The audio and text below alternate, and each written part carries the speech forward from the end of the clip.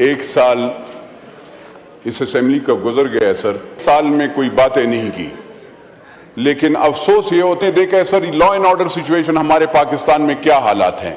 मेरे खैबर पुख्तूनख्वा का क्या हाल है सर, कोई ना तो इंटीरियर मिनिस्टर यहाँ पे बैठा होता है, ना यहाँ पे सर आपके पानी के साथ वो है ना सर, यहाँ पे सर बिजली की हालात है, यहाँ पे वो मिनिस्टर, हमारे इलाके में बिजली नहीं है सर, 24 घंटे बिजली नहीं होती। गैस का ये हाल है सर कि आप तो बिल तो भिजवा देते, आप कहते हैं कि 140 यूनिट, मैंने उस दिन प्राइम मिनिस्टर साहब की वो देखा, उसमें सर जो बात लिखी हुई है 140 यूनिट जिसके आए हों उस पे भी 7 और 8 हजार रुपए बिल सर, तो वो कहां से वो पूरा करेगा।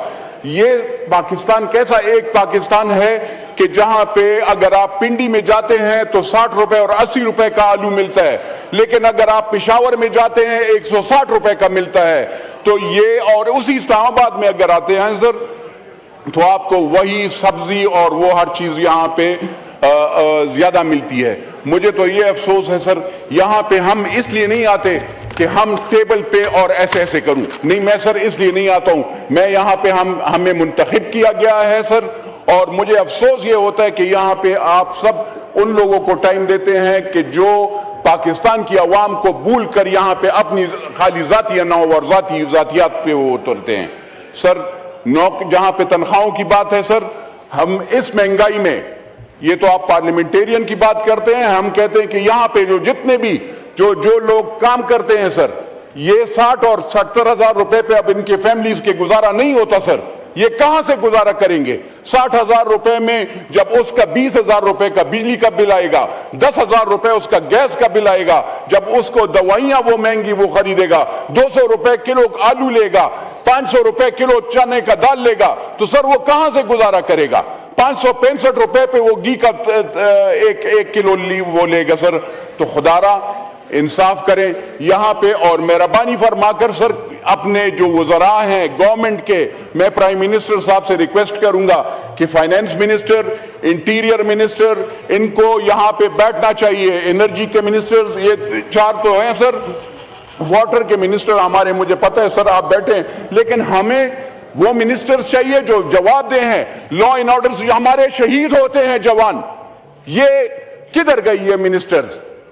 रोजाना बलोचिस्तान में खैबर पुख्तूनख्वा हमारे फौजी, एफसी, पुलिस शहीद हो रही है, रोजाना हमले हो रहे हैं, क्यों उसका जवाब नहीं दिया जा रहा। अफसोस यहाँ पे ये है सर, हम यहाँ पे तनख्वाहें मेरे ख्याल में और अपने पर्क्स एंड प्रिविलेजेस के लिए आते हैं यहाँ पे, तो सर ये बहुत अफसोस की बात है।